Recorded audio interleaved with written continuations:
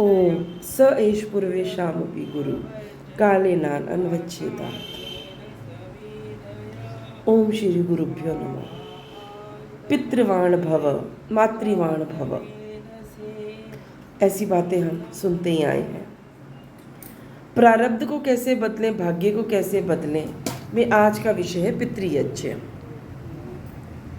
माँ और बाप, पिता माँ के लिए भोजन आदि व्यवस्था करता है, कपड़े अन्न आदि की व्यवस्था करता है, और माता 9 महीने हमें गर्भ में रखकर हमें जन्म देती है।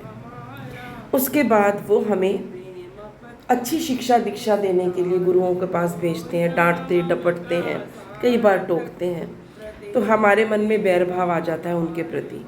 और जब वो वृद्ध हो जाते हैं तो हम उनको पूछते नहीं, माने भोजन अपनी पसंद का बनाएंगे, उनसे कभी पूछेंगे नहीं। उनको सिर्फ खिचड़ी पकड़ा देंगे, कुछ उबला खाना पकड़ा देंगे, ताकि वो बीमारी ना हो, हमें कोई कष्ट ना हो, वो बार बार शौच ना जाए।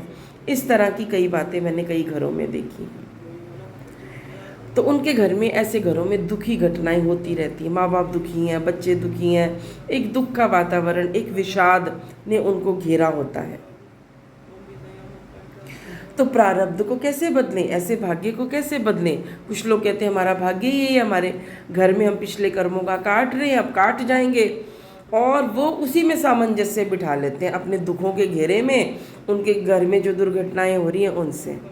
नहीं भाई नहीं, आप अपना प्रारब्ध बदलें, आप अपना भाग्य बदलें, अपने स्वभाव में, अपने व्यवहार में बदलाव लाएं, अपने असली स्वरूप से जुड़ें। तथा द्रष्टु स्वरूपे अवस्थान, हम अपने स्वरूप से जुड़ें। आपका स्वरूप क्या है? आप शुद्धोसी बुद्धोसी हो, नित्य चैतन्य हो।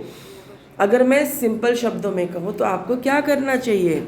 जैसे आपके माँ बाप बड़े होते हैं और आप बड़े होते हैं और आप कमाने लायक बनते हैं, तो सुबह उठते ही सबसे पहले अपने पिताजी को, माताजी को सादर चरण स्पर्श करो। उसके बाद उनसे पूछो, माताजी पिताजी आपको भोजन में क्या पसंद है?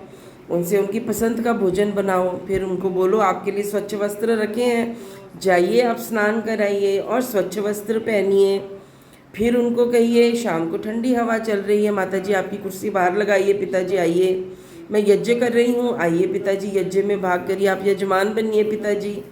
आइए भोजन करने लगे हैं पिताजी, आप प्रथम कुर्सी पे बैठे बीच वाली, आप इस घर के मुखिया हैं, माताजी आप साथ में बैठे, आप उनकी क्या है जीवन संगिनी हैं, आप सहधर्मिणी हैं। और हर बात उनसे पूछ के करें, माताजी मैं बाहर जा रही हूँ, पिताजी मैं बाहर जा रहा हूँ, मैं इतने बजे वापस लौट के आऊँगा, देर से आए तो उनको आके सूचना दें हम क्यों बाहर देर से गए थे। छोटी छोटी बातें, पिताजी माताजी आपको कौन सा फल पसंद है।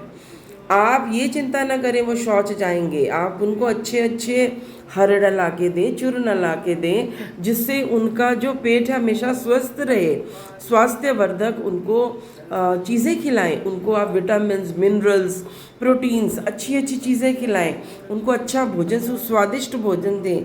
पितृयज्ञ करें। पितृयज्ञ मतलब पिता माता हमारे देवता हैं। और जब भी आचार्य अपने शिष्य को आशीर्वाद देते थे तो वो कहते थे पितृवाण भव मातृवाण भव, मतलब तू माता और पिता के कुल को जनाने वाला हो, तू माता वाला हो, पिता वाला हो, मानने की उनका आशीर्वाद तुमको लगे। तो फिर उसके बाद उनको अच्छे वस्त्र ला कर दें, त्यौहार में उनकी उपस्थिति दर्ज करवाएं और हमेशा उनको अपने साथ रखें।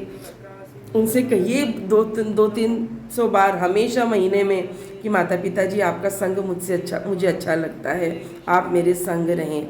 और फिर उनसे बार बार कहें आपको क्या अच्छा लगता है, क्या नहीं अच्छा लगता, वो हम नहीं करें। आपको कोई कष्ट तो नहीं हो रहा, आपको सब अनुकूल है, कुछ प्रतिकूल तो नहीं है। बार बार उनके चरण छू के आशीर्वाद दें, उनको हंसें और हंसाएं। और जब भी कोई आपके घर अतिथि आए तो सबसे पहले माताजी पिताजी को बीच में बिठाएं।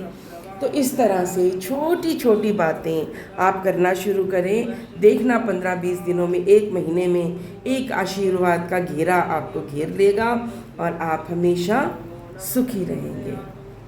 तो एक भजन की 2 लाइनें। ओम तत्सत।